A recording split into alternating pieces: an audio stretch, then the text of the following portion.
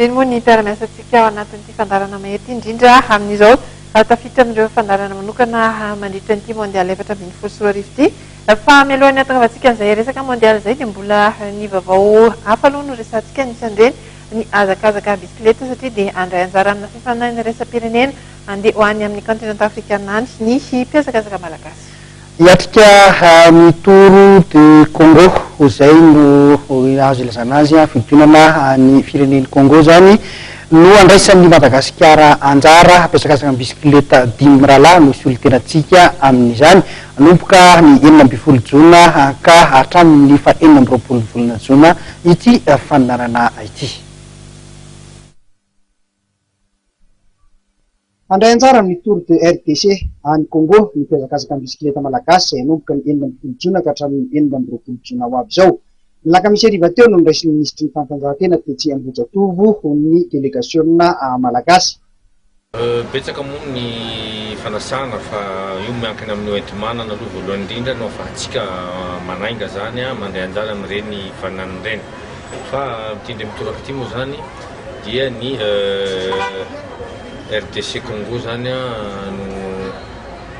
nasanay zany ary andraisanay anjara satria ny fédération moa amin'izao fotoana zao dia miezaka zany hoe hijery koa zany hoe aza aiza ny herintsika malagasy par rapport amin'ireo afrikana satria voalohany zao ny ekipa gasy moa zany handray anjara amin'izany tour any Afrika zany ka mino izay zany fa io zany no ahitana hoe aza aiza antsika malagasy ary mba hahafahanay bebe kokoa zany manaraka hoe inandray tokony ho atao ny ezaka tokony ho atao mba hahafahana mandray anjara ary faninana amin'ny afrikana.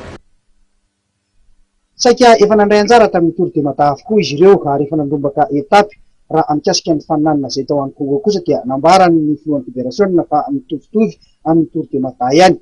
Mandalo dingana folo ny faninanana izay mirefy hatrany amin'ny 20 kilometa hatrany. 10 andro ihany kosa no anatanterahana ny faninanana vonona izay ora Sosan Dite.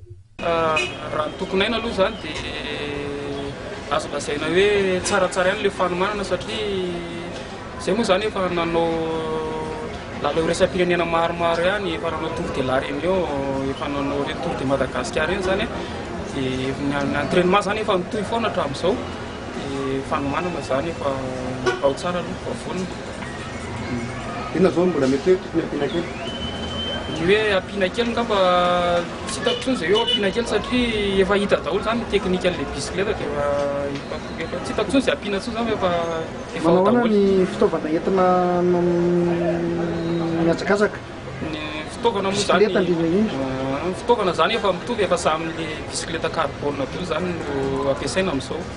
Firenena valo eto Afrika no manana solitena amin'ity fidinana ny fireneny Congo ity dia i Burkina Faso, Côte d'Ivoire, Benin, Sierra Leone, Togo, Senegal, Madagascar, Rwanda nomboka amin'ny 12 jona ny faninanana. Reto avy ireo mpiazakazaka amin'ny bisikileta ao anatin'ny delegation: Rakotonga Sosan Dide, Andriambelontina Lalantsoa, Andriana Tenaina Emile, Miaritro Njakatiana, Andrianjaka Johary Arvelo.